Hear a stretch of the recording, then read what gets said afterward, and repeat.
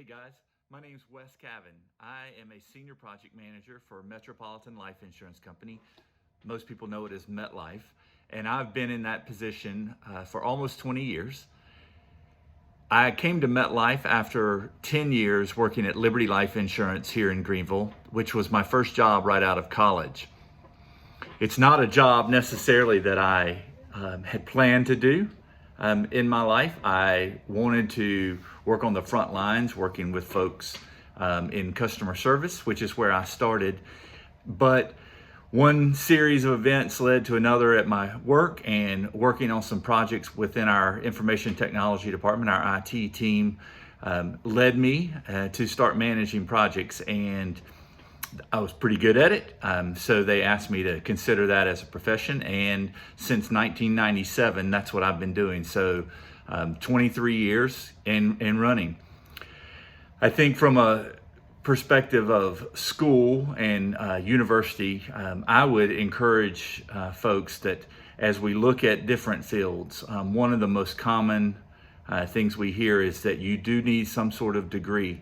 Now, whether that be a technical degree from a 2-year school, or whether that be a 4-year degree, or even a postgraduate degree, I think many employers, including myself, we would look for students that have shown the willingness to follow through on an education, and the fact that they were willing to take some extra steps maybe outside of their comfort zone. For me, from a project management perspective, I have attained a certificate called a project management professional, and that is a result of both years of experience. You need at least a minimum of 5 to 7 years experience as a project manager, but also the number of hours that you have conducted projects, led projects, gone through the different life cycle phases of a project. And within IT specifically, you don't necessarily have to have a technical background to be a project manager in IT. It does help to have a working knowledge of different programming languages and that sort of thing.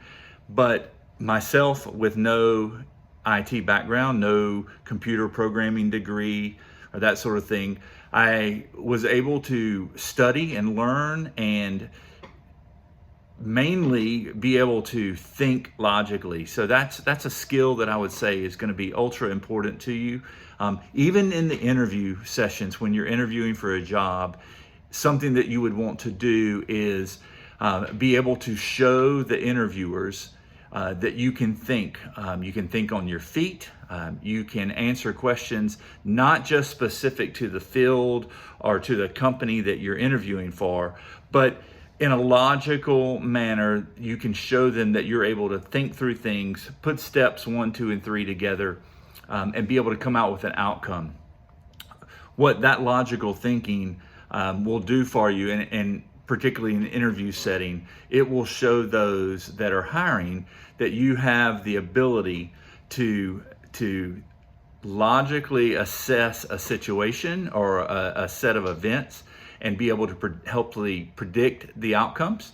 So that's going to be very important when you're looking for a job.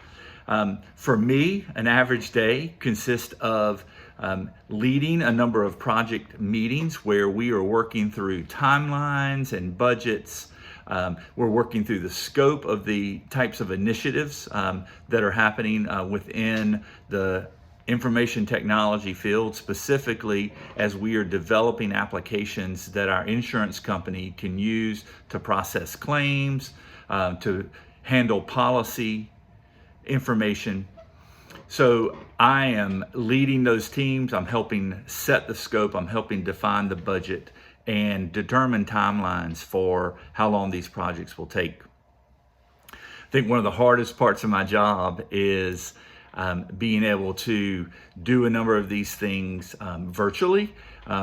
Even despite before the coronavirus situation has hit our world, a number of my meetings are with folks spread out all over the globe. I work with every day on calls with people in the United States and in India and in Brazil and in Portugal.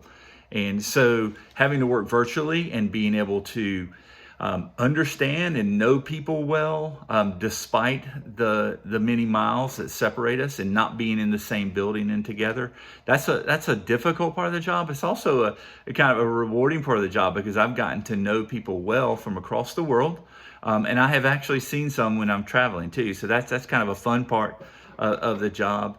I think if I looked at long-term goals, I think what I want to do and what I would suggest to anybody, whether they've been in a career for a year or two, or whether they've been in a career, over 30 years, which is what I've been doing in my life, I would encourage you to look at doing your best every day in whatever job, whatever responsibilities you've been given.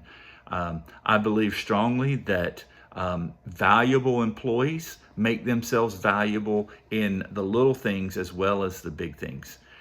So when we think of long-term goals, one of my long-term goals is to stay valuable to MetLife or to whatever company I'm working for, regardless of the specific project that I'm working on, whether it's the big fancy initiative that gets lots of exposure, or whether it's a small thing that we know is still going to help the bottom line of the company.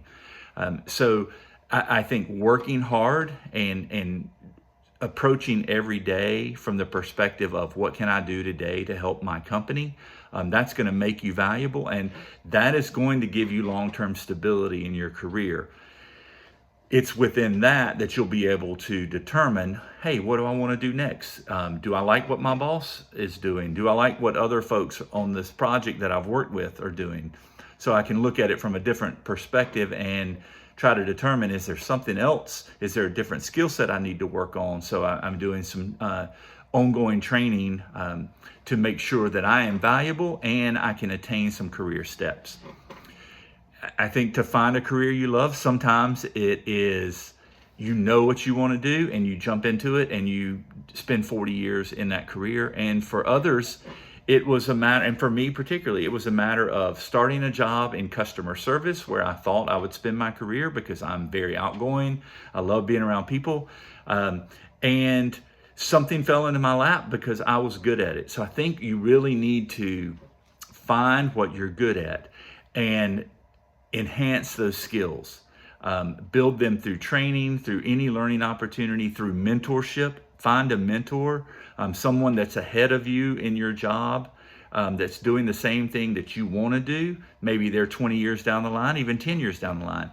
And just ask them lots of questions and they will provide you feedback. That's one of the things that I love doing, is being able to provide young folks some feedback and some things to look out for, both good and bad, as you approach your career. So within information technology, whether you get a computer programming degree or whether you are in a management professional, there is lots of opportunity, both in the insurance industry and lots of other, the digital age is upon us.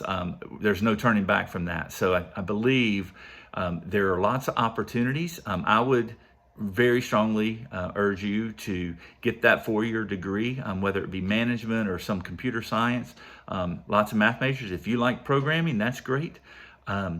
But look for something that you will enjoy going to work for every day. Thanks a lot. I hope you guys have a great career, and we'll talk to you later. Thanks.